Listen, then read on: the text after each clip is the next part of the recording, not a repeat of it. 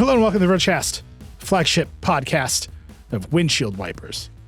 Intermittent, fast speed, the little nozzles that spray. We're going to get into it all on this episode of the Vergecast. They work. In every episode of the Vergecast from here on out.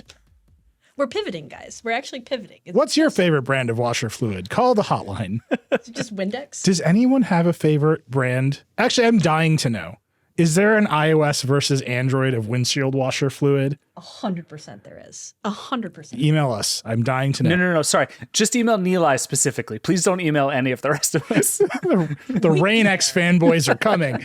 Hi, I'm your friend Nilay. That's David Pierce. Hi. Alex Cranz is here. I'm also here. I think just Windex is fine. Like, I think you just pour that in. It's okay. Just raw Windex? Just raw Windex. Is that raw? I feel like a mechanic once told me never do that. But I also think he's not here and I don't remember his name. So it's probably fine. Yeah. If you forget a guy, what he said is definitely wrong. Yeah, that's how this works. All right. Well, go ahead and pour some raw Windex into your windshield fluid. I'm just dying to, like, on Instagram threads the other day, the platform is rife with engagement bait. Adam Mosseri straight up was like, Android is better than iOS in response to Marquez Brownlee. A million responses.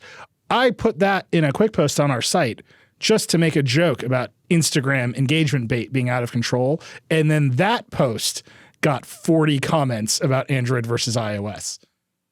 It's just the easiest thing we can do. I'll say it right now. Android's better than iOS. Leave a comment on YouTube. Boost that algo. It works every time. I got you.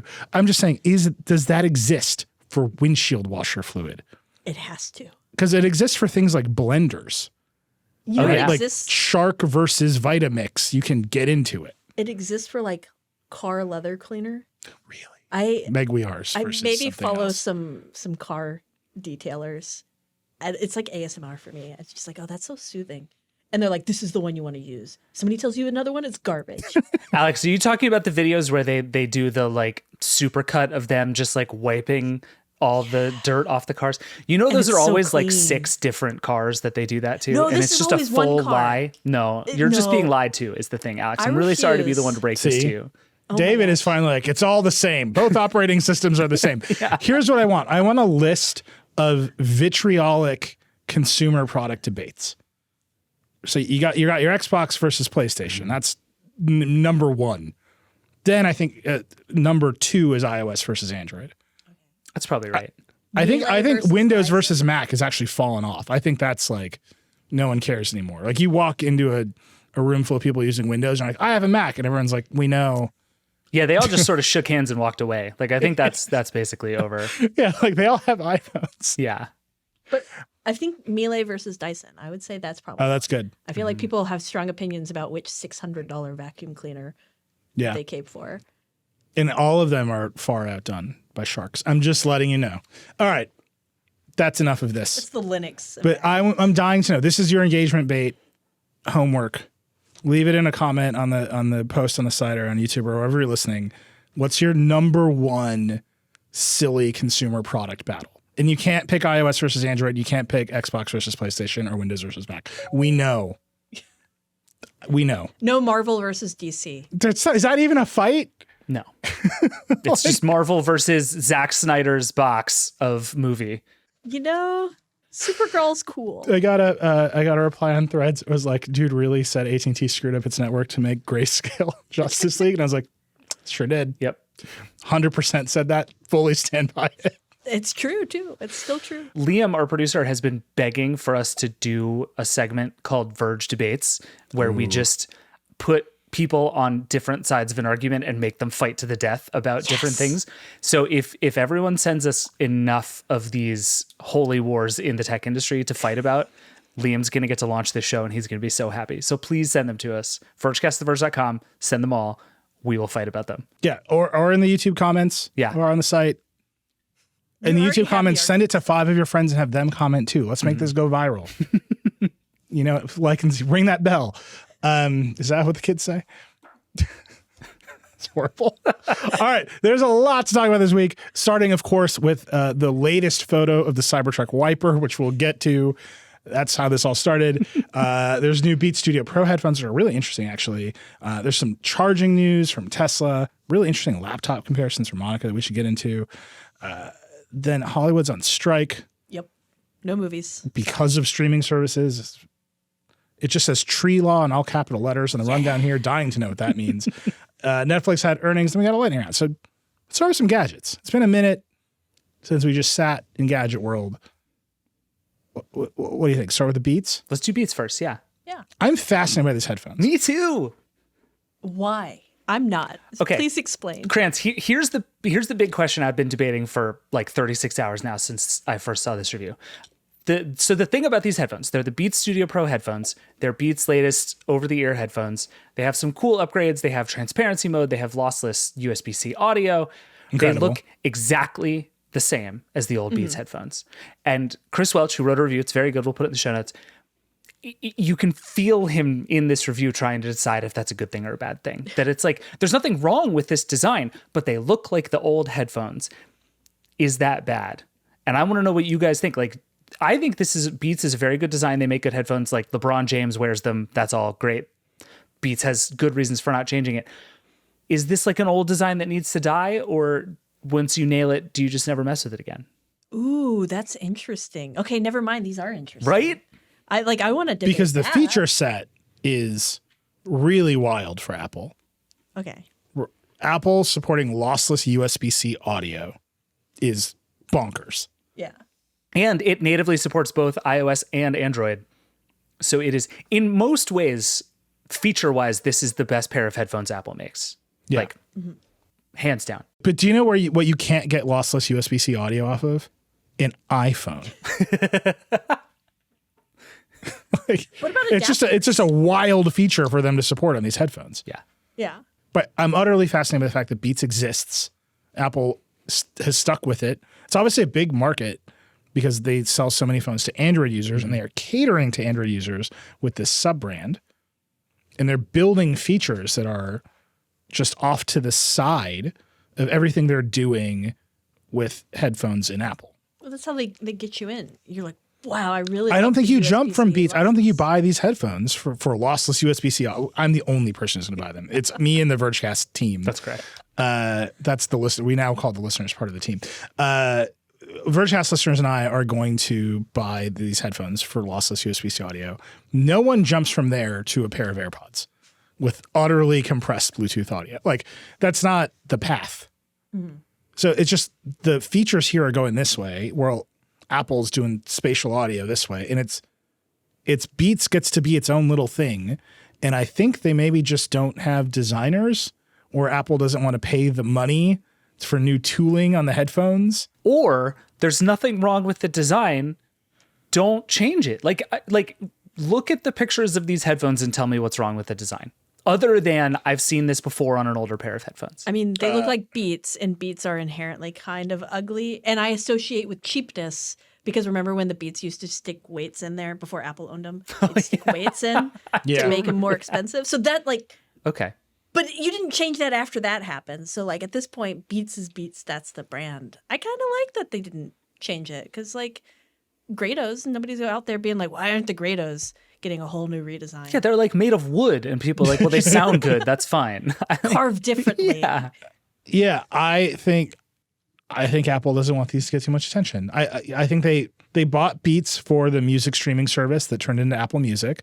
They inherited a headphone company, and turning off free money is just, it's against everything Tim Cook stands for in this world. And so you just like upgrade the headphones and keep selling them at high margins inside the same case. And what you've changed is some chips and some software. You're going to keep doing that forever. I think that's what's happening here. But does Apple want Beats to be a world-conquering success? Like, absolutely not. They want AirPods Max to be a world-conquering success. And it's probably time. I bet they changed the design of the AirPods Max before they changed the design of Beats Studio Pro. 100%. But that's all interesting and probably true, but that's a business story, right? Does that make the headphones worse in any meaning? Like, should you not buy these that's headphones interesting. as a result of that?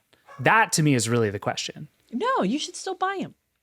I mean, I personally think they're ugly, but I will never buy them. But you would have thought that about the last generation and the one Yeah, before I would that have and thought the one that before. about Right, every like, generation yeah, you're of just not a Beats. Beats person. But if you are a Beats person, I don't see why you should be like, oh man, I really want like I want them to look more like Apple headphones or Sony or something. Like Sony changes theirs every few years, and they're always. I'm skipping this generation. I gotta wait like 5 years to upgrade my I Sonys. bought this generation at an airport tech place because I was going on a trip. That's how they get And I you. got on the plane, and the battery on them is dead. Oh no. That's rough. And I can't return them because it was the airplane.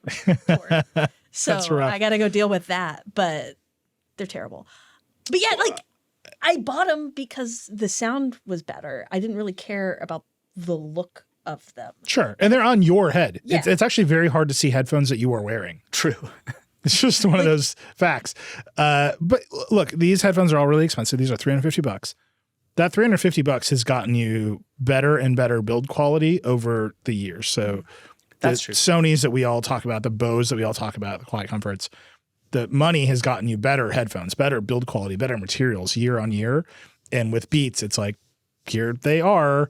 The finish gets fingerprints on them, the same as they ever did. Good. So I just think that, to me, the discrepancy in the two Apple headphone ecosystems is utterly fascinating. I love it. And I think the reason the materials have stayed, they're not cheap, but stayed cheap to manufacture because they're already manufactured at scale, is because Tim Cook is like, 70% margins? Let's go. That's why I like it. It's so indicative Yeah. of like Tim Cook's Apple. Like Steve Jobs never would have let this happen. Do you think he says let's go in meetings? Let's go. He does it like in the Mario voice. I would pay $1 million to hear Tim Cook do the Mario voice. Same. Just putting that out there. I don't have it, but I'll get it. We'll figure it out. We'll crowdfund that. All right, let's talk about some laptops real quick. Lots of laptop news this week. Sean got to play with the Framework Laptop 16, which is the Framework laptop that has a discrete, replaceable GPU. That's really something. Everyone should go watch that video that he made and read his story, by the way, because the joy that man felt in using this computer was so wonderful.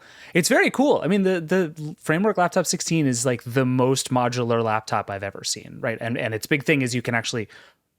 Can we make modular a verb? You can modular in a discrete GPU, and that's big and exciting, and it seems to work, and it's very cool. But like, you can just feel Sean being like, "This is the computer I have been dreaming of for so many years," and it just makes me so happy. Everyone should go read that story and watch the video. I like that it doesn't. For a while there were modular laptops, kind of like the Area 51M and a bunch of like Origin and folks would make their own versions. And they all looked the exact same, and that they were very deeply ugly. Mm-hmm. And this one looks like a nicer iteration of that. Yeah, it looks like a laptop. Like, kudos to Yeah. Framework for doing a good job of making a modular laptop that looks like a laptop. But not like a cheap gaming laptop. Yeah. Like for a while there, all the modular ones looked like cheap gaming laptops. And now it's like, oh, I mean, this is still not the most attractive thing in the world, but that's the exchange you do. You get modular. It's a little less attractive. Yeah. Your GPU is 2 feet long and it weighs 100 pounds. Like, you don't have, you're not going to make an attractive computer out of that. But that's okay. It is what it is. And they seem to have gotten almost everything else about it right, which I think is very cool. Framework in general, I think, is like a company worth rooting for a lot of reasons. And I think continues to be delivering on the thing that it said it was going to do, and a lot of people didn't think it could pull off. And I just think that's cool. Well, let me just read you this sentence in response to that statement, David. This is Sean. My only regret is I can't give you any idea how well it works because Framework broke the fans on the only GPU module in the United States. It's new. Prototypes. We were only able to run a few smooth minutes of Elden Ring before the system began throttling itself due to the utter lack of cooling. I did enjoy that. The game was so sick, and then I burned my house down. So they're shipping another one from Taiwan. I'm just saying, it's still a very complicated problem. Yes. It's very cool. It is very, and cooling, that was a good pun you just did by accident there, because the cooling seems to be the thing. And Sean actually talked to one of the people who worked on the Area 51M, and the big thing is like, how do we get a GPU into this computer and keep it and the computer cool? And so Framework has a different idea about, putting the fans in with the GPU, but that is the question. Like, that is the thing to solve to make this thing work. And you're right, Nilay, we have not successfully actually seen this thing work yet. Yeah. But I'm I'm still hopeful. Let me have this. It's good Nilay. progress. Well, there's two things. There's one, does this one work?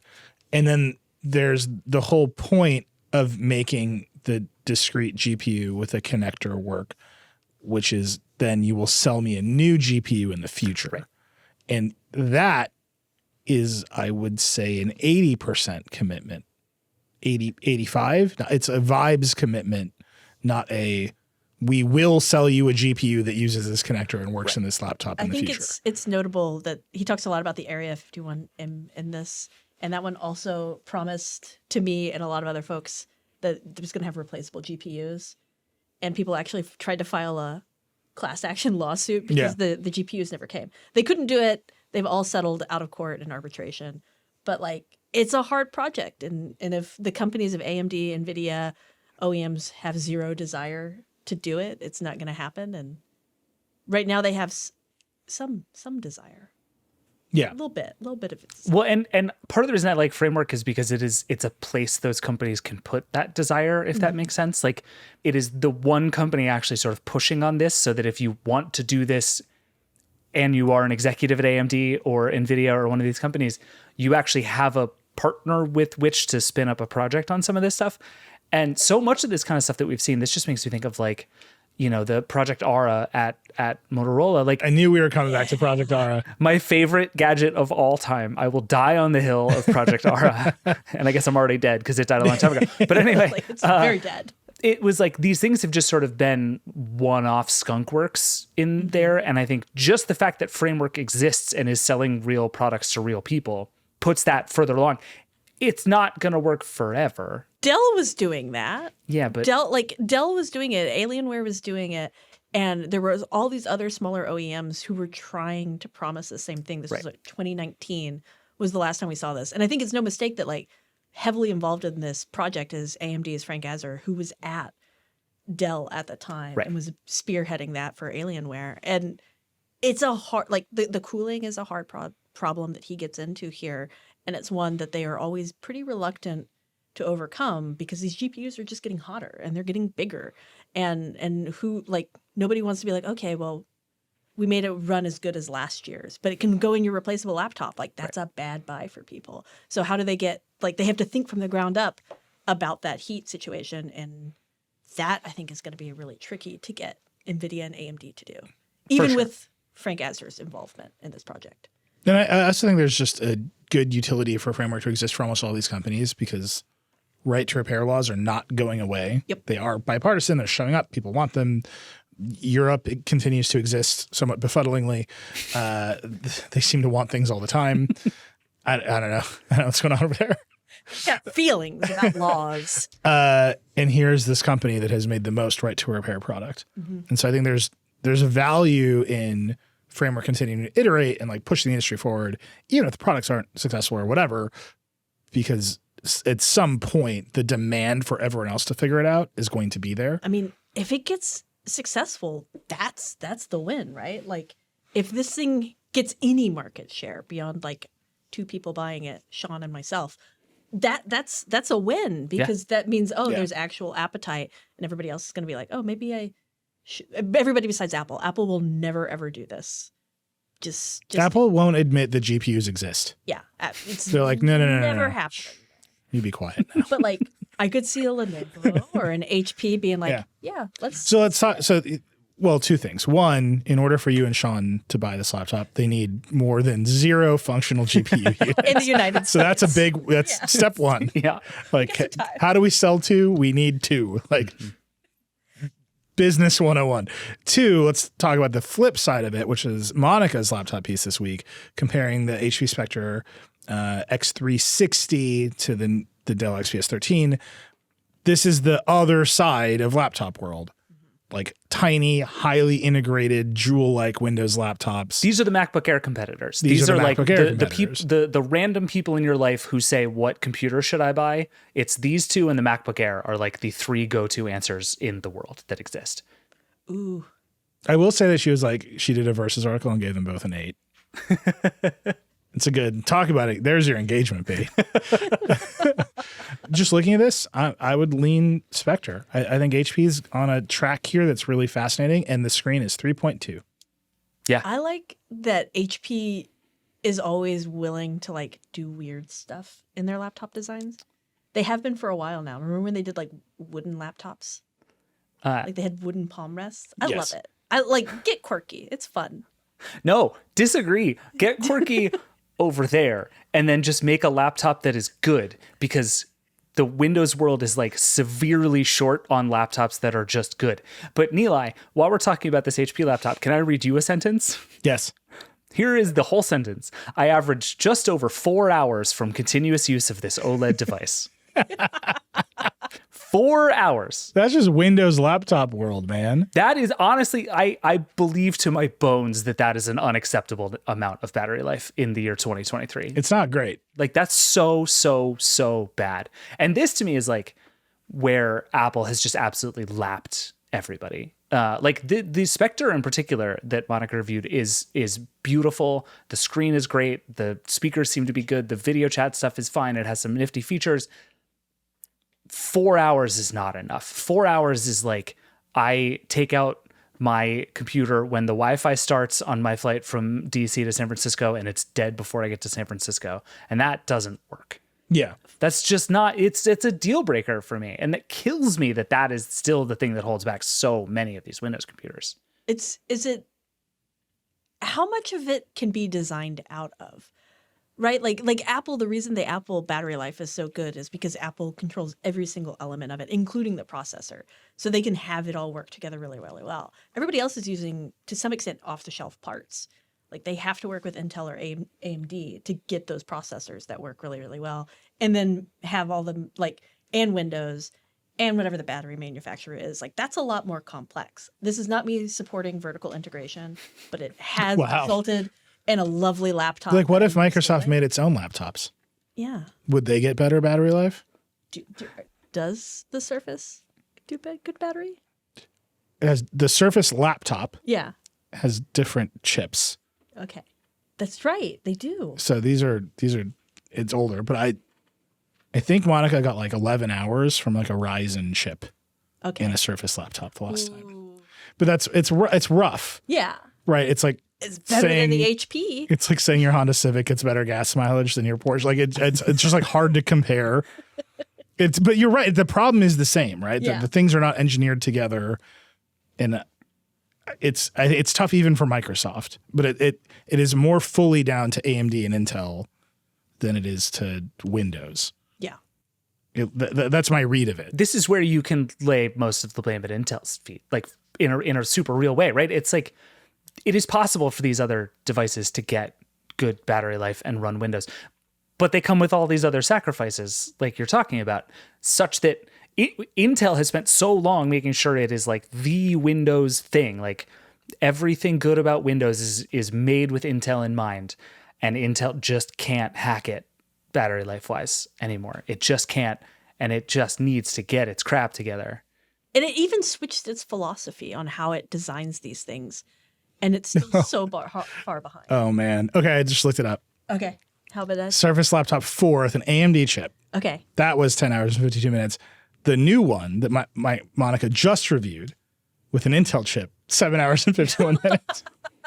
We can't be going backwards, guys. No, Yeah. like I have to give up my headphone jack. I have to give things up in the name of progress. Where is my progress that I'm gaining in losing battery life? This is when I say the Windows versus Mac debate is like it's just fallen off the list. Like you can walk into the Windows users club with your Mac laptop and they're like, "We know your battery life. Shut up. We have GPUs. I get 10 minutes from this NVIDIA GPU." Yeah. I mean, and the frustrating part is like, I actually think you can have a really interesting like Windows versus Mac OS debate. Like Richard Lawler on our team will occasionally just show up in Slack and drop 650 consecutive messages about how annoying he finds Mac OS because it doesn't do anything. You have to like download apps if you want to move Windows around. And he's right about that. Like Windows is a much more capable in certain ways operating system than Mac OS is.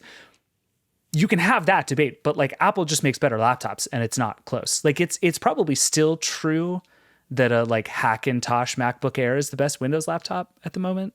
It's harder to do that right now. It is harder to do that now. It's harder to do that and you still have crap battery life. Yeah, but it's So do my Windows computers. Whatever. I'm taking a Spectre. I'm buying an Anker USB battery. That's my look at these laptops. They're beautiful. If you have not checked in on the state of Windows laptops and you think they're still where they were, I just go look at Monica's comparison of these two laptops. Like, they are beautiful. Like, Apple should boost some ideas from these hardware designs. Yep. Where Apple just has the opportunity is like the chips make the MacBook Air is just a wisp of a thing now. But these computers are absolutely beautiful. And yeah, the Spectre has these like gold accents and this like soft touch thing. It's lovely. I'm very into this computer. And for the 20 minutes you can use it. If we have to plug it into your 10,000 mAh battery. Speaking of impractical. Yes. You've looked at it, the Tesla. Speaking of impractical. That's good. That was a good segue. That's very good. You've looked at the window. I would like to be congratulated for not starting the show and ending the show and only on the show talking about this wiper. I guess I did start with the wiper. You just alluded to it. So Tesla had earnings this week. Okay. They announced a bunch of stuff. Tesla revenue way up because they keep slashing prices. Their margins are coming down. Elon said they would license full self-driving to another automaker, and apparently there's not an automaker interested. He talked about the charging network and how that's going to be a source of revenue. So Tesla, in a moment of change, I would just say, right? Lower prices, higher revenue, lower margins. Interesting place for Tesla to be. Opening up the software stack, fascinating. They said they're doing release candidates of the Cybertruck from their factory. You see them rolling around Texas. It's very funny. But you guys, we'll put it in the show notes. You go look on our site.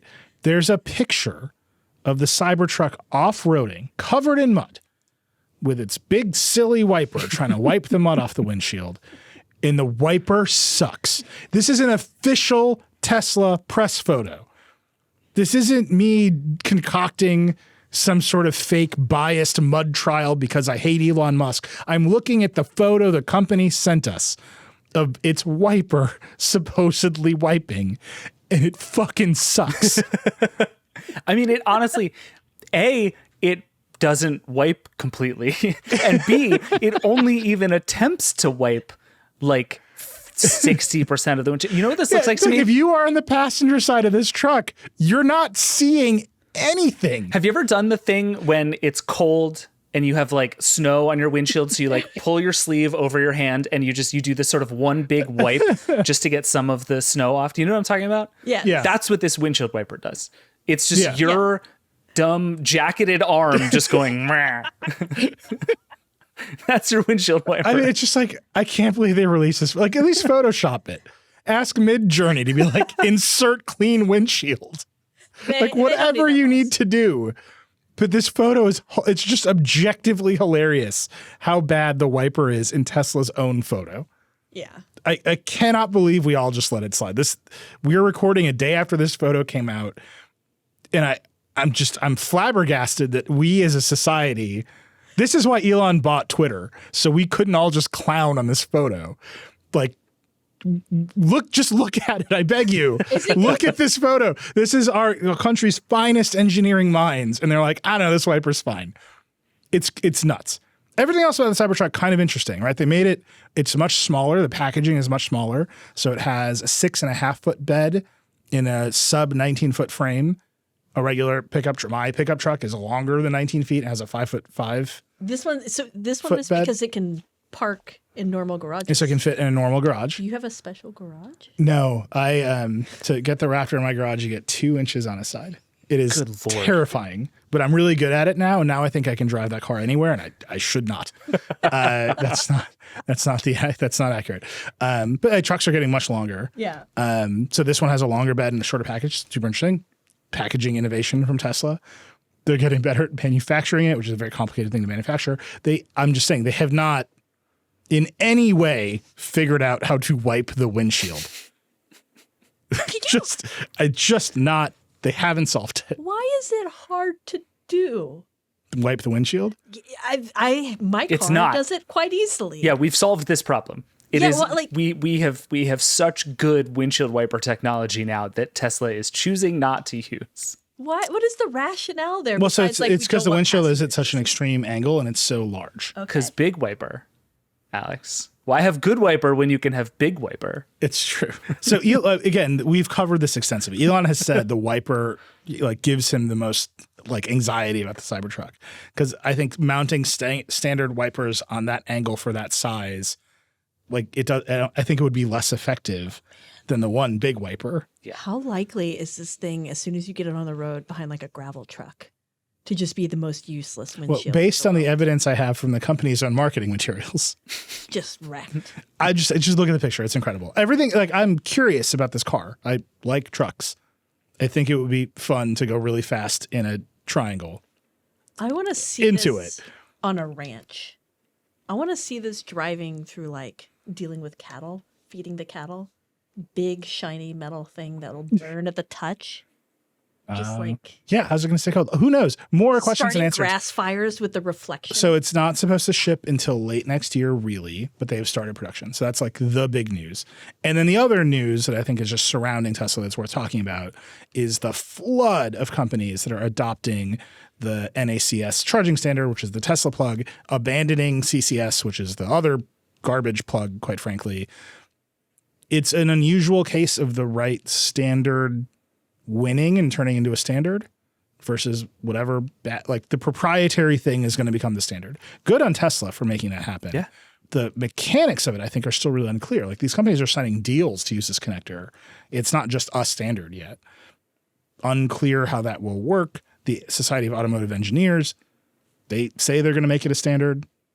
You can see how Tesla is sort of being incentivized by government subsidies to enable people to use it in order to get tax rebates on charging network and other things. Tesla hit a point where they say they start charging astronomical fees for you to use this charging standard, and companies are forced to pay those fees. Otherwise, they can't have their cars charge. Can Elon do a rug pull on NACS? I don't think so. I'm reasonably certain that he can't fool every major car manufacturer. Maybe one, maybe if Nissan was we did it, we'd be you picked Chademo the last time, I don't know, you're bad at this, but he's got Ford, GM, Volvo, VW, just down the line, he's got them all and more signing every day. So you get the feeling, at least in the United States, they're going to end up here and the thing will actually become a standard. Electrify America is going to use it. And what we're just ending up with right now is this weird interstitial period where it's dongle town for cars. Yeah. Which is not great. There was a great, Andy Hawkins wrote a story about this and had a quote from somebody who said, I feel like I'm driving a Betamax, which is just a really delightful sentence. But you are. Nilay, correct me if I'm understanding this wrong, but this seems like the kind of thing where the best case scenario, everybody wins, which is that basically we get a charging network that everybody needs, including Tesla, that Tesla doesn't have to build for itself, that works for everybody, thus makes people worry less about range anxiety, thus makes more people buy EVs, thus is good for the government and Tesla and all these other companies. Who loses in this? It seems like the part that's sketchy is that a company invented the thing that is becoming the standard, and that company is Tesla, which is sort of run by a man who is not famously predictable. But everything else about this seems like it's heading in a good direction, right? Am I missing something? I think that's right. I think maybe the people who are the most upset are Tesla shareholders who think that Tesla should be a monopoly. Sure. Right. But even Elon Musk doesn't apparently think Tesla should be a monopoly. But for a minute, if you want an electric car, the only viable choice was a Tesla. Even today, and there are really good EVs out there right now. Even today, if you want to travel a lot in your EV, you need to buy a Tesla because they have the infrastructure to support that kind of EV travel. Right. Now you don't, right? Because they're just going to open up the charging network, and their big moat that made their car the best car is gone or loosening. You can still argue that they have the best software experience and the best full self-driving, but that's just car stuff now. Before it was you buy this car and there are not enough gas stations for you. And that's gone, right, with these deals. So I think Tesla's just in a more competitive environment. It would be like Apple supporting RCS. It's literally, you're giving up one of your biggest pieces of lock-in willingly. Right, and I really do think that Tesla had to do it because of various basically Biden administration policies that made them do it to get the tax credits in various ways. I think they had to do it because if they didn't, then Ford and GM and whoever else would actually invest in Electrify America, would actually make that network possible because they need it to compete. And I think Ford, Jim Farley has been on Decoder and said, we know the charging experience sucks. They have this massive investment in Mustang Mach-E's and F-150 Lightnings and all these other EVs that aren't moving the way they were moving last year with all the tax credits partially because of the charging network problems. So you just see like, okay, do I want to face off against all the world's biggest automakers who will band together and pick the bad standard? Or do I want to try to make some money off the supercharging network that I've spent tons and tons of money building, and maybe I'll charge higher rates to Ford customer? Like they can play these games. The problem is going to be, and this is really in Andy's piece, the software that makes all this work seamlessly for people is going to be nuts. Yeah. Right? Like if you roll up to a supercharger which doesn't have a screen and you want to pay for it, you need one app, a Tesla app to pay for it, and you roll up to Electrify America or ChargeNet or whatever, and you need another app and all those different billing systems and your car's sort of incompatible with ugh. So I think there's a layer of software compatibility that needs to happen here that, I don't know. It does feel like I have a Jeep with the old connector, the CCS connector. I'm like, crap, I bought the wrong charging station for my garage. I got this dumb Betamax car. This feels like a bad time to buy an EV in a way that is the opposite of the intended result. Yeah. Right? Like you buy a new Kia and you're like, welcome to Dongle Town. Like that sucks. Do you remember when everybody was buying combo VCR DVD players? Yeah. This is that moment. And then eventually we'll get to somewhere better. We had a good comment on Andy's piece, actually. I can't remember who it was, but somebody was complaining about dongles, and the response, what I thought was really smart, was this isn't like a phone. Cars are really big. You can put the adapters almost anywhere. That's fair. Like we have trunks and front trunks and glove boxes. Like you'll be fine. And that's probably correct. That is very true. All right, we got to take a break. Man, we've been on gadgets. We got to take a break. We'll come back. We'll do maybe a little more gadgets, then we'll talk about Hollywood. We'll be right back. All right, we're back. Welcome back to Wiper Talk. That's all we're doing today. Do you have a favorite brand of wipers? I think those detailers will have one. By the way, car detail TikTok, one of my favorite TikToks. Oh, yeah. Could watch it all day long. The people who just like take the little brush to paint the stripe and just do it freehand all the way down the... It's beautiful. And then you're like, don't do that to the car. You're like, why do you have this skill? Yeah, there's that. Why did the market create the need for this product? A little loopy. All right, let's talk about Hollywood. But I think the way to talk about Hollywood is to start by talking about AI. Oh, yeah, that works. Right, there's some AI news. I think that will lead us into the interlocking strikes that have brought Hollywood to its knees, which are in their core about AI. But there's a bunch of actual AI news this week.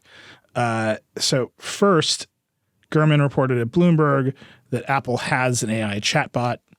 They haven't quite figured out what to do with it, which is funny all on its own. I love why they made it, though. They made it because they didn't want their employees using like Bard or ChatGPT for security reasons. And so they were like, okay, we'll just make our own. Now we did it. What do we do with it? And then here's the fascinating part. They're running it on Google Cloud. Yeah. Yes. Which is just wild. It makes sense. Like Apple has a bunch of products that could use an LLM. The new keyboard in iOS 17, where it has a language model sort of built into it for better autocorrect. By the way, have you seen this conspiracy theory? I don't know what you want to call it. This claim that the key autocorrect in the current iOS keyboard is very bad. And getting worse. Getting worse. Yeah. Taylor Lorenz made a Instagram video and it like tagged me in it and was like, figure this out. And I was like, it seems fine for me. I don't know how to, it's just a vibe. It is. I can't tell you how many times somebody says, I'm sorry, what did you say? And then I have to go look back and be like, that's not what I typed. You think it's getting worse? It feels like it's getting worse. I'm dying Maybe to send us an email, leave us a comment if you think it's getting worse. This is a very difficult thing to measure. Yeah. I have not noticed it, but it seems like Alex has. Yeah. David, what about you? I definitely have not noticed it getting worse. It seems fine. Here's my theory. It's the summer and everyone's drinking.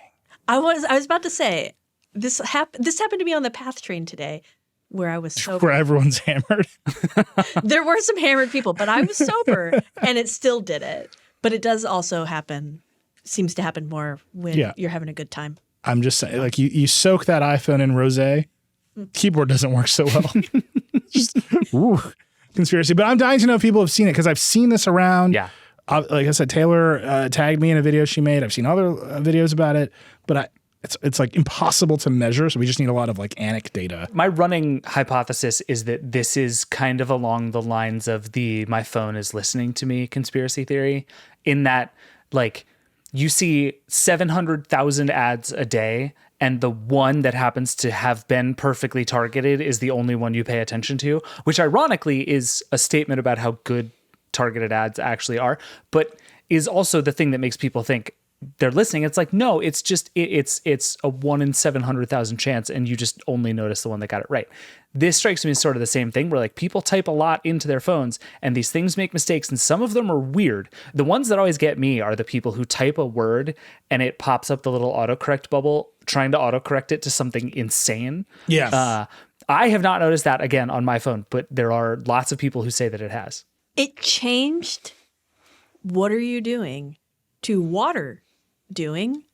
I'm like, that's just, no one talks like that, Apple. People from Pennsylvania. Okay. What are From doing? there. What are doing? Just assumed. This is what I got for you. All right. We started by talking about AI and we ended up with this keyword thing. Let me know. Let us know. We're dying to know. Yes. I'd love to run the story to ground, and the only way I can do it is responses. So Apple's building this thing called Ajax, or running it in Google Cloud. They are doing LLMs in the keyboard. You can see how they would want to plug this thing into Siri. Yeah. It is wild to me that Amazon hasn't plugged an LLM into Alexa and Google hasn't plugged one into Assistant. Siri, no one's going to be like, oh no, you changed Siri. Like, fine. Like, let Siri try to come on to you a little bit. One person is. I don't know who you are, but you're out there and you're going to be really upset. I'm so sorry. It's amazing to me that at this moment in time, Microsoft has hornier products than Apple. No, that doesn't shock me at all. Microsoft always much more low-key horny than Apple. No. Since the beginning. No, now we gotta, no. I disagree. I don't know how to further this conversation. This is our inaugural debate for a future podcast. I've never wanted to not have a conversation, but also viscerally disagree with you as much as I do right now. I win. You can't argue. I win. I don't know how to say that's just wrong. Please don't debate me in the Vergecast emails with this one either, folks. I don't need it. It's fine. All I'm saying is it's weird that Bing is like, let's do it. Yeah. I agree with that.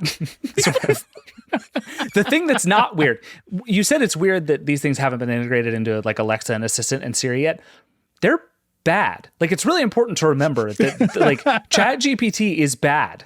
It's like, it's fascinating and it's interesting, and there's so many things you can do with it that are very cool. It's wrong a lot. And I think like Siri sucks, but is not prone to lying to you.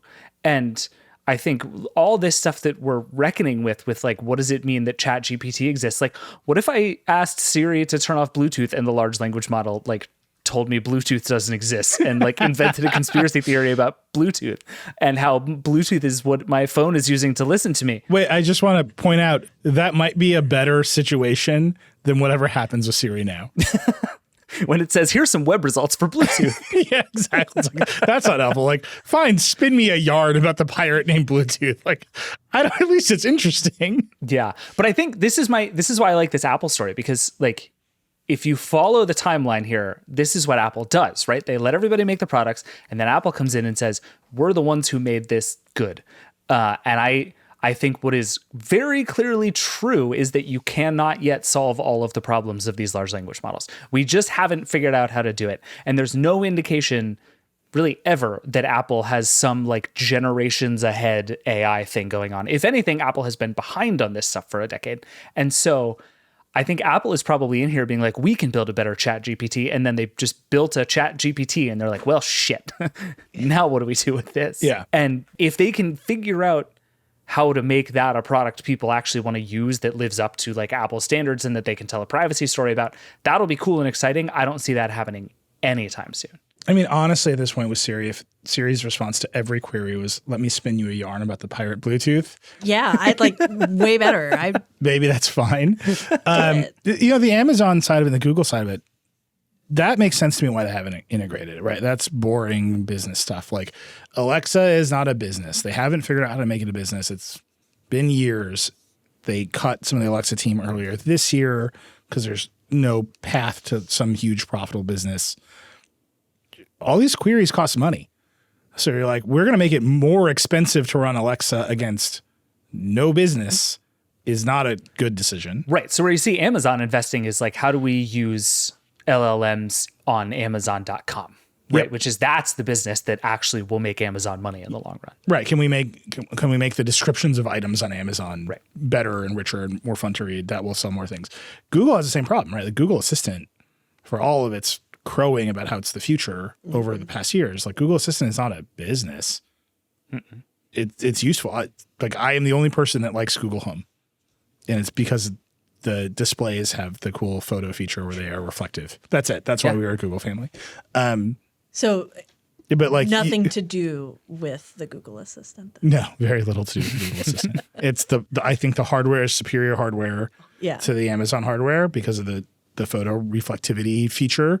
And I think Google Photos is superior backend for photos than the Amazon thing. And fine. And Google Assistant. You may set timers for me, Google. Given you've passed the first two doors, like would it be cool if Google Assistant was more conversational and like more useful in that? Sure. But then they have to run an LLM query, which costs infinitely more money than whatever steam engine Google Assistant is running on now. And is slower Yeah. and more error prone and harder to guess what it's going to do and harder to sort of manually program. Like these things are bigger and weirder and wackier. And I think that's going to make them be much slower for a lot of this stuff. Yeah. And I think especially now as people are getting more used to what LLMs can do and can't do, you're just seeing like, oh, these things are like, as you said, David, they're mostly a C+. Yeah. And like in some cases, they're getting dumber. Yeah. What is that study this week? The ChatGPT is getting dumber at math. Yeah, right? it's getting worse at math. That's amazing. It's great because we're all bad at math. Yeah. And it's learning from us. Stupid computer. That'll learn you. Like, why were we ever scared? We're the source material. Of course, it's going to be fine. Yeah, I mean, and there's the idea of model collapse. Did you see this week Wix announced, Wix is a website host, they announced you could create an entire website and deploy it with just a couple of like chatbot prompts. But they were also very clear, like, don't just use the copy rewrite. It's written by like ChatGPT. I've got bad news for Wix. People are just going to use the copy. Oh, Yeah. yes. And then there's a turn in there that is really fascinating to me. So their demo, the Wix demo, it was for like an online fitness company or something, some like training company, like something with classes. Yeah. So like I have a company that does trainings, make me a website, and then it's like it showed picture of like instructors. And it was like, pick an instructor that matches your vibe. And they obviously picked like the coolest one. And then it made a whole website. Yes. And then the next turn was, hey, we are also managing the scheduling of your classes. We see you have some open slots. Do you want us to make a social media marketing campaign to get customers for you? And you're like, yes. And it just fired off some Instagram assets or whatever. And it published them and said, it's done using the existing. And it's like, at some point, you're not even running the business. Yeah. And then I saw someone else tweeted at me just pointing out a startup guy who's like, I just published 250,000 words of content to like 45 niche interest websites that I started. They're all just SEO honeypots and I'm making money. And it's like, oh, the canon of C+ content is here. Yeah. At scale, like massive scale. And that's, you know how I feel about the web. Come with me to my private web of people. The robot web continues to grow. So this is actually the next piece of AI news. Meta is giving away its AI stack. It's called Llama. Now it's called Llama 2. They're running it on Azure. It's a Microsoft service. So Microsoft's kind of the overall winner. Yeah. Right. Big investment in OpenAI. OpenAI is using Azure. Now this partnership with Meta. Microsoft is a big investor in Meta from like way back. Now Meta's stack is going to run on Azure. So Microsoft's just like, just run it here. Just optimize for our chips and our services and our data centers. and we're the winner. Like everyone's just going to pay us the fees. The fascinating thing about Meta's announcement is they keep claiming that they've open sourced their model, which is fascinating because it already leaked, if you will recall. So Meta's LLM leaked. People were using it. They're running on laptops. So it's not a great outcome for a variety of reasons, mostly about safety. But that led to a memo inside of Google that said, we have no moat. These open source models will kill us. Big controversy there. So now Meta's saying, okay, fine, we're just going to open source the whole thing. But then they didn't actually open source it. They didn't? So the license is not actually an open source license. It's not an official open source license. It doesn't meet the definition. What it has is all it? these restrictions in it. And if you are a big company with over 700 million active users, you don't get to use it at all. Yes. So it's just like not open source. That's literally just Google and Apple. And Snap, I think, is the smallest of the companies that doesn't interesting. hit the Okay. threshold. And I guess like Telegram now. Sure. Sorry, But Telegram. and they're like, if our competitors wish to use it, they can make a deal with us. And it's like, guys, that's not open source. I love that. Right. Open source asterisks. I mean, they keep saying it's open source. It's like, you read the license, it's like not an open source license. Well, it's just like when Elon Musk keeps saying he's going to open source the Twitter algorithm. And it's like posting some of the code is not the same as open sourcing. Yeah. And It's like, you know who the most pedantic nerds of all are open source nerds. yeah. Like you say it's open source and you like, here's our model. And it's like, what community do you think that you are interacting with right now? I would honestly rather have like an open source aficionado read a contract I needed to sign before a contract lawyer. Yeah. Like they will go through every single, they'll find everything. You should do it. I don't have to worry. Like, I'm renting this car. Is it open source? Anyway, it's just we've asked Meta about it. I'm very curious what their reasoning here is, like why they are using this term. It is going to land them in some amount of trouble with like the open source community, but they keep saying it. And I think the reason they're saying it is because they want to be perceived as a provider of models that people have a dependency on. Yeah. But if you're going to open source it, you have to actually do it. You have to actually give the source code to people and let them use it however they want, basically.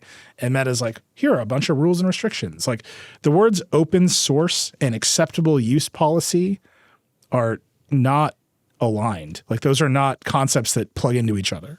This is much more along with like the Creative Commons, where it was like on Flickr a million years ago, right? There would be the license that it was like, you can use this photo only for your personal use, and you have to give credit to the original author. And that's kind of a foundational thing on the internet. That's not open source. Open source means you can have it and do what you want with it, generally speaking. Yeah, open source licenses are copyright licenses. They're like rooted in the fact that you own the copyright and you're like offering terms of a license. But they are very rarely like conditional in the way that this is conditional. And now we're 40 years into the open source experiment. There are governance bodies that are like, these are the licenses that count and these are the ones that don't. And Meta didn't pick one that does, you know? And like, is this the biggest deal in the world? It's not the biggest deal in the world. Can I tell the Vergecast audience about open source licenses? I can. And I think Meta should be like, we should stop using this word. Because it just doesn't mean the thing that it's supposed to mean. And that's like, to me, important. They're going to keep doing it until they get in trouble. Well, that's why the sheriff of open source is here. I don't know if you know, it's my fourth title here at Fox Media. They call me the sheriff. Howdy, Well, but I was saying that community, before we noticed it, the open source community said, what are you doing here? And I think it is important for how software is made that those words continue to mean the thing they're supposed to mean. Yeah. All right. I promised we would segue from this AI conversation to the Hollywood AI conversation. Yeah. I'm going to figure out a way to segue it. Okay, I can segue this with a question. Okay. Go. So I've found myself, for whatever reason, listening to a lot of podcasts about the strikes happening in Hollywood. And the reason I think we should talk about the strike right now is there's a lot of different things floating around, a lot of different arguments being had. There are two separate strikes happening that are kind of connected and kind of not. And the biggest thing I cannot figure out, and I want you to answer this for me, Cranz, is how much is this actually about AI? Because what the writers have been saying is we don't want studios to be able to use ChatGPT and other tools to generate scripts. The actors were saying we don't want you to be able to use our likenesses and like make deep fakes of us to go into movies. And then I listened to all these like big wigs in the entertainment business saying, no, that's all sort of a far off farce. What they're actually arguing about is streaming residuals. Which one is it? Yeah, streaming residuals are residuals is the core thing here because residuals is how the majority of both actors and writers get paid. Okay, so let's come back to that, but tell me how much AI actually matters first. AI matters because in both cases, they're worried about the potential future use, not the current use, to some extent, to a large extent. And so they're worried about that potential future use, and they want to make sure that the studios don't be assholes further down the line. So for the writers, they're specifically saying, we want certain protections. You can't have ChatGPT go come up with a script and then make us write it and then not pay us for coming up with the ideas for the script. Like, we don't want to have to be using ChatGPT prompts to write. And so that's like the core thing there is they want AI to be treated as a tool, not as like a creative force that can be copyrighted and everything like that. But no one is out here thinking that tomorrow ChatGPT could write a great script that would turn into a blockbuster Marvel movie, right? Oh, some people. Yeah. I don't know if they're correct. The studios are totally... I mean, they're definitely not correct. Yeah, the studios are very interested in AI, and they would love to be able to cut the writers out entirely or just pay writers to edit whatever ChatGPT wrote, which, like, they would love to do that, and they'd love to do that consistently. And the writers are like, you can't do that yet. You will probably be able to do that in a few years, and we want to go ahead and just nip that in the bud now. Okay. So that's what's happening with the writers. For the actors, it's specifically right now, if you're an actor, you just go get scanned. Like you signed a contract for a new show or something, or a new movie, you go and they're going to like scan your face, they're going to scan your body, and then they just take that data and walk away with it. And right now it's not clear where they take that data. And if you know, hit me up because I'd love to know. But specifically background actors, they're saying, well, we would love to take a background actor's face and scan it and then never pay them for that initial scan and never pay them again and use their face however we want forever in our films and TVs. Oh, interesting. And so background actors are like that's how you get your card. That's how you kind of get into SAG. For some of them, it's not a livelihood, but it keeps the lights on, right? Like between that and their DoorDash side hustle or whatever. And so they obviously don't want to do that. So that's where they're concerned there because most of the big actors, like the Matt Damons, the Cillian Murphys, yes, I saw Oppenheimer. Yeah. Did you see it in 70mm? No. With a Palm Pilot? But I saw it with Christopher Nolan. And so I think it's okay if we Did see like it in IMAX. I think it's Flex. Okay. Yeah, flex. Just to put a point on that. So I was thinking about this because have you guys seen the new Indiana Jones movie? No. Yeah. So, but they age stuff they do in that. Yeah. So for the first like 20 minutes of the movie, I guess this is a spoiler alert, but like whatever, it's Indiana Jones. He's de-aged, like digitally de-aged, and it is. How is that a spoiler? If you think that's a spoiler, don't email us. Go ahead. If you think it's a spoiler, you already have commented on the Verge.com about it, so I understand. But it's better than any version of that I've seen before, and it's also still pretty bad. And it also clearly still requires Harrison Ford. So that one was unique, though, because they used Lucasfilm had tons of footage of him. They had all these dailies from all the other projects, all the Star Wars and Indiana Jones they've used when he was that age. And so they actually used all of that footage to recreate his face. So that's actually maybe closer to the kind of thing you're talking about than most of what we've seen in the past. And that one was okay because like it was like the stuff they weren't using it in other things. And for someone of his level, like they're going to go and make a different deal. Like presumably he agreed. He's going to have like a SAG contract, but he's also going to have this other contract. And they'll make those agreements. This is to protect all those people who don't have these other separate contracts to make sure that they don't get screwed over. So that like you're a background actor, you hit it big, and then suddenly you're just popping up all over the place because 20 years ago somebody got the rights to your face. That's what they're trying to avoid. So what's fascinating about that is the writers are sort of operating in the bounds of existing copyright law. Yes. Because they write things. Yeah. And you can make copies of it. And the law understands all of that. And so the actors and so the writers are like, we want to get paid these rates for these kinds of work. Mm-hmm. Your face is not a copy of anything. It's just or should not be. And the idea that you can scan it and that becomes a copy of your face and you've made a copy of your face doesn't exist anywhere. But it exists in some state level likeness law, right of publicity law. There's no copyright law for your face. This is just a new problem. And so I think Hollywood is going to have to invent a solution to this problem that is way ahead of the government, of courts or whatever, because there's just no answer you can't go and find the answer to this question inside the law. And I'm not saying the writers don't have complicated problems of their own, but they're at least inside of something that makes sense, that there's a framework for talking about. I'll give you an example. Just this week, there was a court case where a bunch of photographers had sued first BuzzFeed and then Instagram because BuzzFeed had embedded Instagrams of their photos. So the photographers are taking some photos, posting them on Instagram. BuzzFeed embedded the Instagram posts onto BuzzFeed articles. Yeah. And the photographers sued BuzzFeed and Instagram and said, this is copyright infringement. Haven't we had this debate before? I'm getting like real deja vu listening to you. Yeah, this happens all the time. And so the courts over the years, this is a true thing in our law. No one talks about it. Like if you look at people on the social networks, they're all like, LLMs are fair use, training data is fair. Like this is where we are in reality in 2023. The courts applied what is known as the server test. And they said, no copy of this photo was ever made on BuzzFeed. Yes. The photo still existed on Instagram servers and the user's web browser called Instagram servers. Thereby, the server test, which is now part of United States copyright law, is there is no copyright infringement. The photographers lose. But if BuzzFeed had screenshotted that Instagram and put it on its site, it might have been a different fight. And to the user, there's no difference in those things. Right. Wild. And we're at where is the copy? I'm gonna end up saying this on the show 1,000 times during this AI battle. Copyright law is about copies.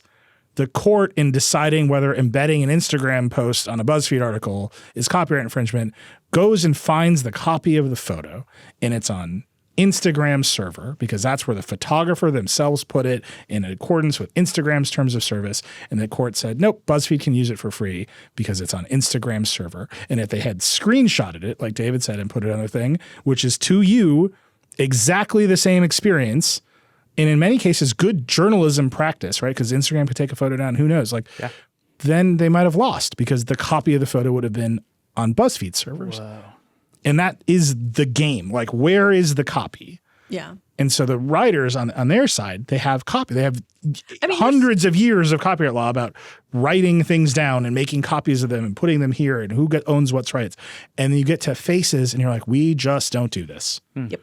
There's a vacuum of this because you can't do it. There's just never been occasion to care about it before, right? You've made a copy of my face. Like, oh, that's a photo. Yeah. That's what that is.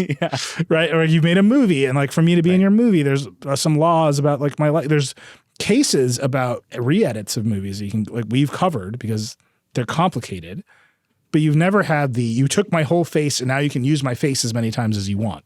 We have though. We see this sometimes like. In Hollywood, there is a little bit more law here, and I don't know. California state law because of Hollywood exists. Because like Simu Liu, the actor who was in Shang-Chi, was last year for Marvel.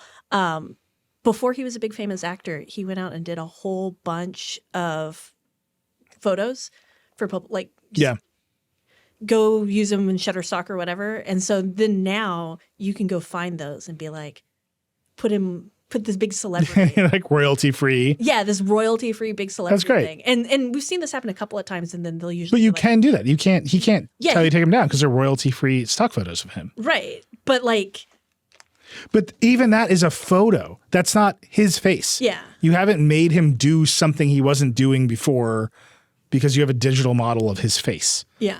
And there's just no, as far as I know, there's not like a great framework for that. There's some ones people have come up out of whole cloth, like that horrible Will Smith movie that they shot at 120 hertz. Do you know what I'm talking about? Was it the one with? Not the Lawnmower Man. Gemini Man. I said Lawnmower Man. If you watch it at the intended frame rate, it looks like a CGI demo reel. It doesn't even look like a real movie. Like, why'd you do this? It's like an Unreal Engine commercial. Yeah.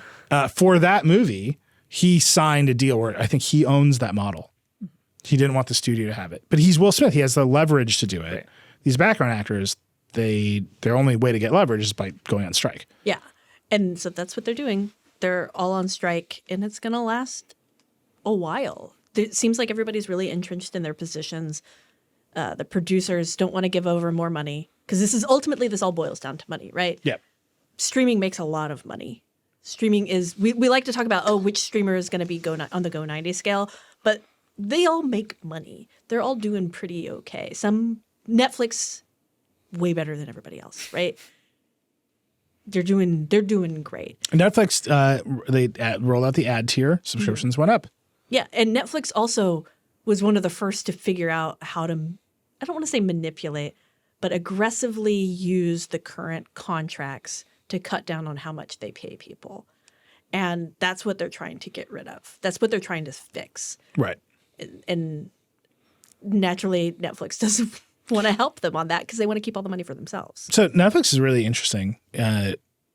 It's time for the disclosure block. We're way late on this. I apologize. We're minutes late to this series of escalating disclosures. One, we made a Netflix show. I'm the EP of that Netflix show. It's called The Future Of. You should go watch it. Two, our company makes all kinds of other Netflix shows with all the other streamers. That division of our company is called Vox Media Studios. You should watch everything they make and then send us cash in an envelope. Our newsroom is unionized, the Writers Guild of America. Alex. I'm in the WGA. Yeah, here she is. it's true. She's on strike. I'm not on strike. She's not on strike. I'm not on a contract that is currently on strike. Alex will not be in the background of your movie That's true. until future notice. And then NBC is one of these companies, Universal. And yeah, NBC Universal is currently And they own a chunk of Vox Media. We all watch shows from time to time. There's all your They are disclosures. actually at the heart of a lot of the strike stuff happening this week. NBC Universal. Really? Yep. Do tell. Yeah. So we're getting into tree law now. Oh, here we go. Tree law. So NBC, All caps tree law, just to be Yes. clear. This is I'm not so lowercase. excited. This is all caps. NBC Universal is one of the many studios that is currently, like they're having strikes outside of them. And so picket lines go out there and they march. And it's a real honest to God picket line like you see from history. The signs are incredible, Yeah, by the way. Just great as a signs. side note, like an incredible genre of the internet right now is writer and actor picket signs. They're you just phenomenal. If you ever wanted to go meet an actor, they might be on a picket line right now and you can go meet them. But you should also be picketing and like give them water and stuff. Yeah. But so planned picket lines were to happen outside of NBC Universal. They have a whole bunch of trees which provide lovely shade. Those trees are owned by Los Angeles because they're outside of the studio. Those trees were all mysteriously trimmed just before the picket line was supposed to happen. So there was no shade. And it's like 100 degrees in Hollywood right now. And so NBC Universal said, it's just standard. We always trim these trees down to the limbs. Nubs. Yeah, this is totally normal. It's fine. It's not.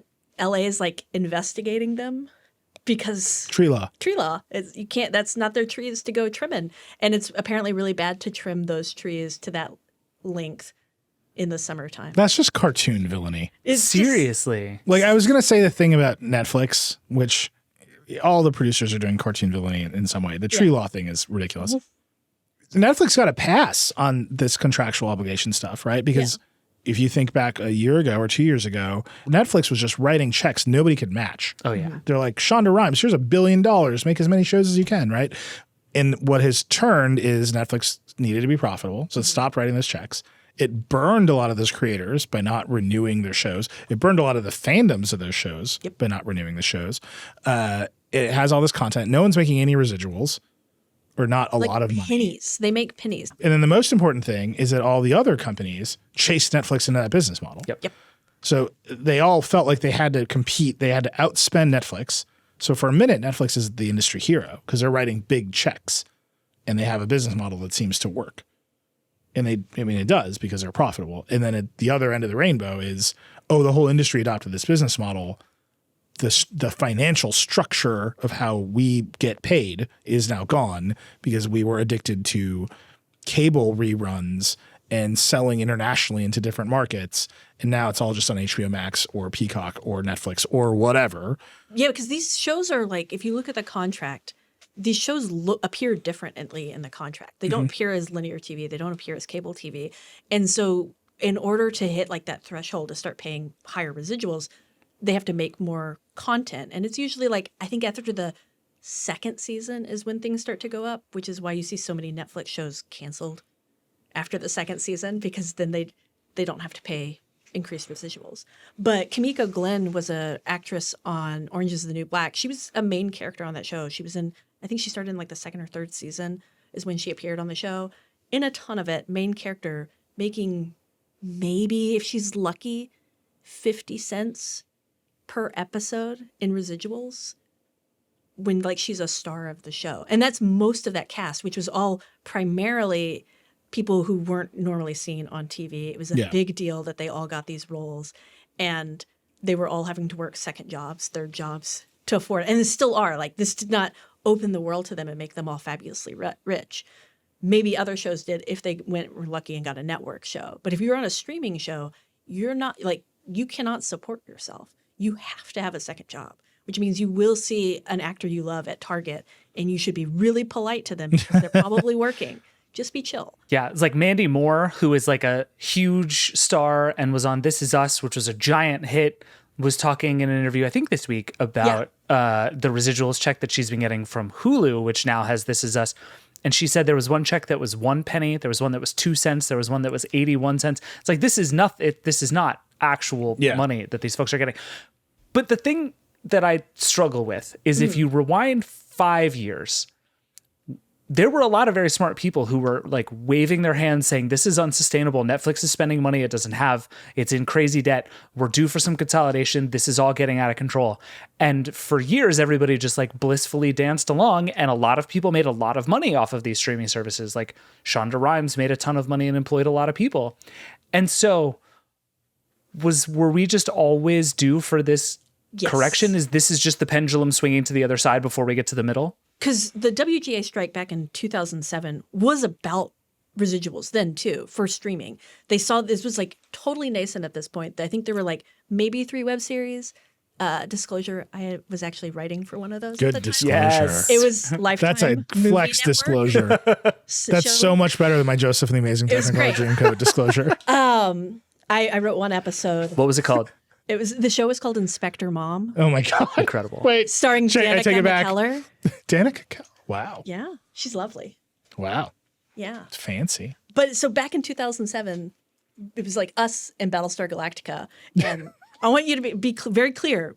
We were in no way in the same level as Battlestar Galactica. One of those was a hit. Yeah, one of those you know. The other one you just learned about. But there wasn't a lot, but everybody was super interested in it. Yeah, and at the time, everybody was doing it as an ultra low budget. And when you're producing these things as ultra low budget, you don't have to pay as much. You can really dick people around, and you can pay them a lot less. You can pay your writers less, you can pay your actors less, and everything like that. And they were like, well, this is going to be a whole new thing. We clearly need to make sure our writers get paid. And so that's why they went on strike back in 2007 to make sure that they were going to get that money. And they were really not as aggressive as they should have been. There was a big argument within the WGA about it at the time. The people who were like, don't worry about it, won. All the other people were like, what did we say for the last 15 years? And so now we're at this point. Like, they've been waiting for a very long time. This was always probably going to happen. And I think the biggest surprise is that the DGA, the Directors Guild, isn't a part of this. Because so many, I think the reason that didn't happen for them is so many of them are also producers. Much more of them, like standard, are producers as well. So they're like, this works for us. We're fine. Yeah. We can make it work. But they're also directors in a very real way. Mm-hmm. You can't copy their work. Yeah. Like a lot of those big existential questions that are facing the writers and the actors, directors don't have to deal with. And these other ones are having to face that. Like writers having to face, okay, if the producer like goes and writes a prompt and sends me that prompt writes a prompt, ChatGPT spits something out. He sends that to me. Who owns and I write a whole script. Do I own the copyright to my script? Does ChatGPT own the copyright to the script? Does the guy who like busted out a quick prompt own the copyright to my script? and everything in it and all the intellectual material, like they gave me 150 words and I turned that into a 2-hour movie. Why should the studio get to own that? So again, there's just a long history of concepts Yeah. that might help you answer that question. I don't know where they're going to land. What I know is the money that they're looking for.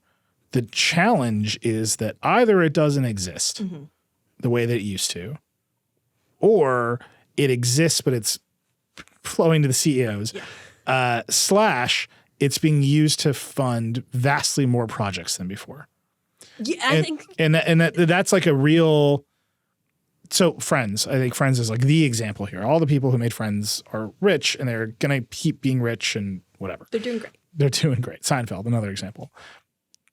They made Friends. They put it on broadcast television.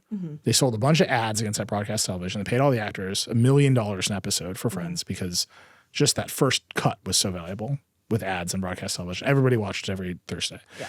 Then they sold it again to foreign Syndication. countries and to syndication and to cable networks. Then they sold it a 15th time to Netflix. Then it came off of Netflix and they sold it a 16th time to, what is it, Hulu? Where is it now? Wherever it is now. I think it's on Peacock now. It's on It's Peacock. on Peacock, yeah. Where they sold it to themselves the last time. Crazy. Well, and it was a big deal. Do you remember how big a deal that was? Actually, because they were leaving a ton of money on the table to bring it back to Peacock as a big bet on what Peacock was. Like that thing held its value for so long.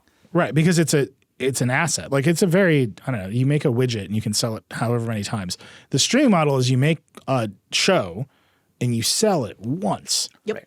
Probably to yourself. And then you hope it brings in subscribers. And you kind of end up in this horrible Spotify situation where you're like, okay, you pay me $9 a month. You play this much Taylor Swift. We're going to divide up the total number of streams and Taylor Swift gets a penny, but she gets 1 billion streams. So it's 1 billion. And like, that's the contract they're negotiating now has to contend with that math versus we made you a show and you have sold it for dollars over and over and over again. Now it's we made you a show and you're going to sell it for pennies once. We're seeing a big change there. Like David Zaslav, love to rip on the guy. Cartoonish villain in many ways. But he is big on like a show doesn't work for us or whatever, we can go and sell it again. We saw that with Westworld. And I think we're going to see more of that, especially some of it is we need to unload these assets that just aren't doing it for us. Maybe they'll do better on Peacock because nobody subscribes to Peacock except for me. Maybe they'll do better on Peacock. That's going to save the industry. That's a sign. That's a strike sign right there. But they are thinking about like we like they're starting to think about how we need to sell these things and make more money off of it. The studios are thinking that, not just the writers and actors and producers and everybody who are making no money in perpetuity on these projects. So I think we are going to see some changes there. I think we're going to see kind of a return to some extent of that current, like that TV model from 10, 15 years ago. I don't think it's going to be as lucrative as it was then. And It's going to be 2003 again. This is just what we're doing here. we're going to see, I think what we're really going to find out is how powerful the Netflix voting bloc in the producers union is, or the producers guild. That's the real thing, because Netflix doesn't want to ever move to that model. They want to have everything owned by them and then never pay you residuals. A lot of these other studios have been doing this a lot longer, and they're going to be more inclined to go in a different direction. So we're going to see. I'm really curious to see how this ends. I think it's going to be a long time. I think we're in for many months. into winter, basically. All right, we got to take a break. We come back. We're going to do a lightning round. Maybe some more gadgets. Yeah. Might talk some CMS.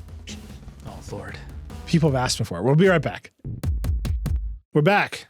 It's lightning round time. We went way over. We're already over. Yeah. You get me talking about unions in Hollywood. Whew. That's you in copyright. And it's all at the same time. Oh my God. Poor David. Sorry. David's just been holding up a stopwatch in the background, like red cars. Like, stop, nerds. Please. Nerd car. Going off cliff. We're at a great time. All right, lightning round. David, you want to start? Sure. So, I have two. One is just that Andrew Marino and I figured out why there's a Palm Pilot in your favorite IMAX theater, and you should go read our story. The answer turns out to be like very small and slightly boring, but also deeply hilarious, and it makes me very happy.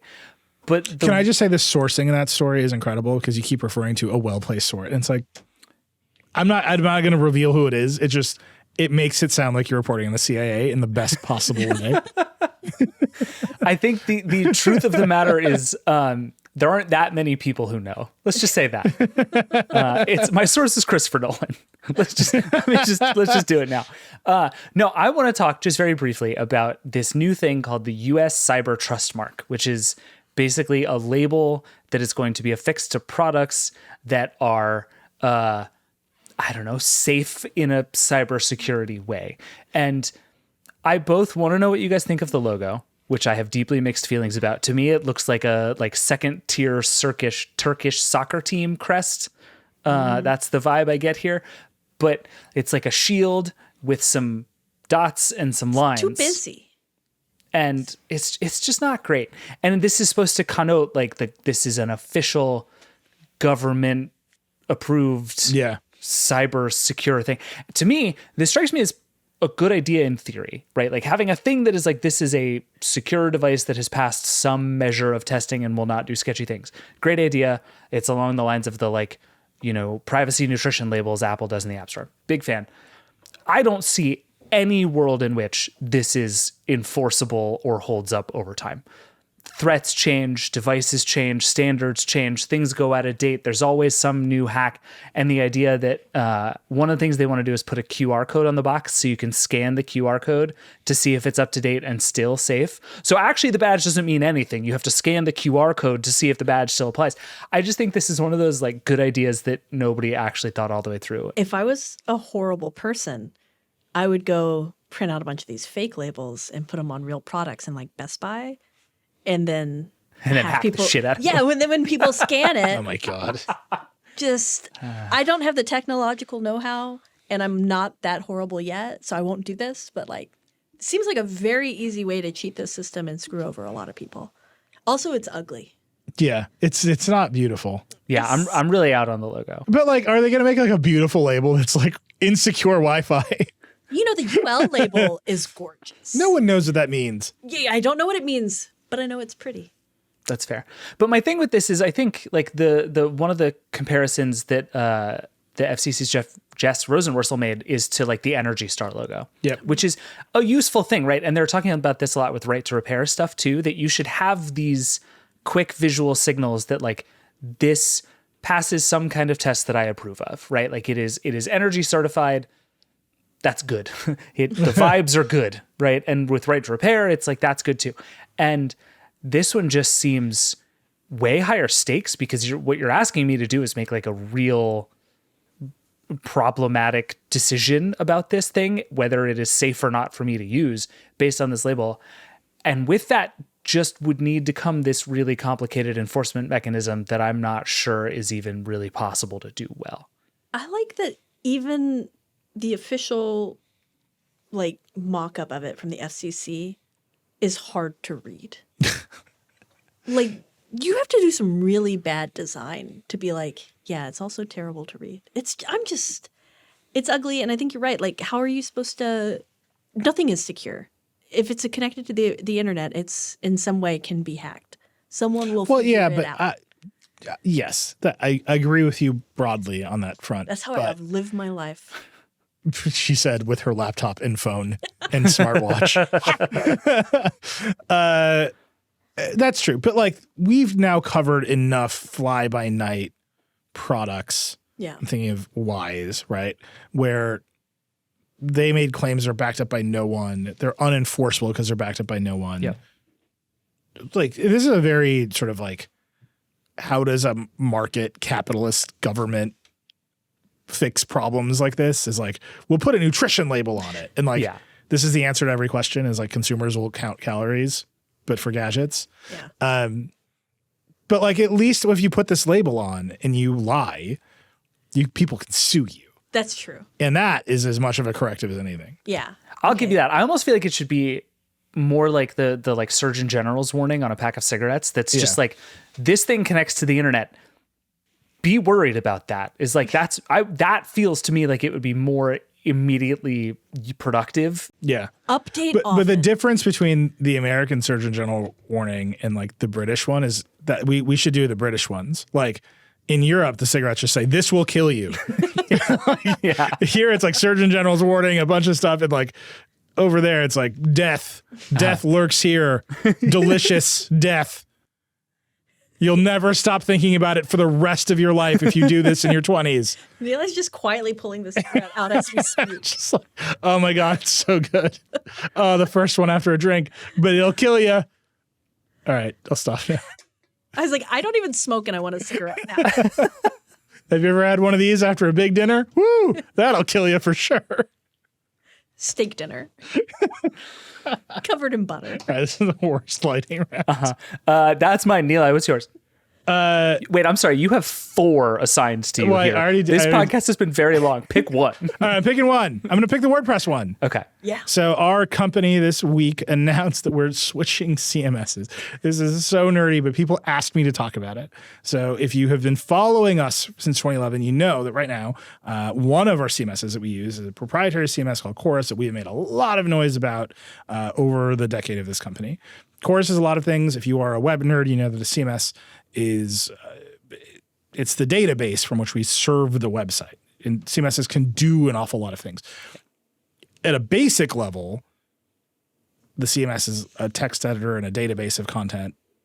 And sometimes it's also the front end of the website. So you can separate those things. With our redesign, we decoupled the front end of the website, the thing that you all look at theverge.com, from the back end, which is what we all type in. So now through an API, you go to verge.com, the API pulls out of the database, whatever. Which means you can swap out the back end of the thing. We already use multiple CMSs to make The Verge all the time. One of our CMSs is Google Sheets. And I promise you, every big publisher from the Times on down has content that is served out of Google Sheets. I can confirm this. Yeah. It's just a useful, like, it's a really powerful spreadsheet that never goes down. Mm-hmm. Like, you could, if you need to make that kind of thing, you can do it. When we do our live blogs, we use a CMS called Norcon Live Center, which hilariously is, I think most of our clients are like English Premier League blogs. So there's a bunch of features in Live Center that I always want to use that make no sense, like a running score tally. A button that just says goal. Yeah, it's like very funny. I'm dying to use those features. If you can figure them out, we'll do them in the next Apple event. But that's another CMS we use. I think all of you know I'm excited about ActivityPub. I think plugging a social network into our stack of things, you can see how a Threads post and a quick post on our front page are closer in spirit than not. There's a lot you could do there if you think of that as a CMS. So we're swapping out Chorus, which is our main CMS that we write most things in for WordPress, but we're keeping the front end experience of the site because we've decoupled the two things. That's the answer. It's a big emotional decision at our company. A lot of us, most of my life's work has been produced in Chorus. Aww. There it is. I feel a way about it, but people ask me why it's happening because they saw the Axios article, and it's you want to spend your developer effort on building new kinds of products, not making a word processor in a database. Yeah. Yep. That's life in software. I keep sending people the video of Steve Jobs doing a funeral for macOS 9. I don't think this is going over as well as I wanted to, but I think it's very funny. That's what I got for you. All right. What's your lightning round, Alex? Omar thought he ordered coffee this week. Okay. And he's like, wait a minute. I don't use the Starbucks app that often. And it was because there was a bug with the Starbucks app. And so it told a whole bunch of users that they all ordered coffee this week. Amazing. Very good. Everybody was like, wait a minute, but I didn't.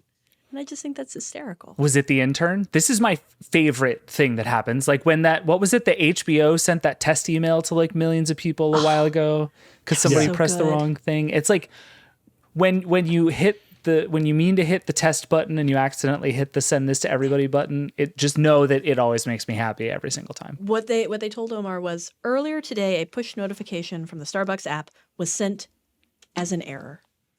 So yes, it probably was an Somebody intern. He clicked was like, the wrong button. boop. Yep. Everybody got coffee. Nobody is getting free coffee out of this. You still have to pay for coffee at Starbucks. But It's also like Starbucks should learn from this because this is an incredible marketing thing to do, to just randomly ping someone's phone and say your order is ready. Yeah. It's like Oh, yeah. the Pavlovian thing that would happen to me where I would just go to Starbucks if I got that notification. I'd be like, I don't remember ordering Starbucks, but there's like a 60% chance I did. I'm going to go. It would work. I'm just saying. I would definitely Starbucks. think that my identity had been stolen I would have a vastly different response. I'd be like, I need to throw my phone in the ocean right away and call my mom. Like, I would just assume I blacked out and ordered Starbucks. Yeah. fair enough. I can't believe we just gave Starbucks this idea. I'm so sorry. Talk about engagement bait. Delete the Starbucks app. Did I ever tell you about the time I gave Amazon an idea for an ad that they used and didn't give me credit for, and I'm furious about it? Gee, you should go on strike. Yeah, go on strike. Don't give them your We idea. are way over. We will tell you that story next week Fair enough. on the Vergecast. Some things I want you to read on our site. We have an excerpt of John Romero's autobiography, Doom Guy, which is a story of id Software. Go read that. It's a great story. Good yarn.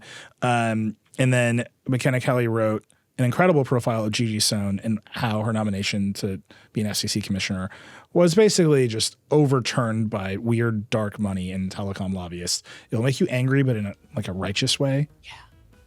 It's good. That's a good story. feeling. You want to harness that feeling. And then on Decoder, I asked the CEO of Squarespace why anyone should make a website. And I'm pretty sure I sold them a pressure washer. It was a weird one. It was those two ideas, I promise they connect. It was great. Okay, that's it. That's Vergecast. Rock and roll.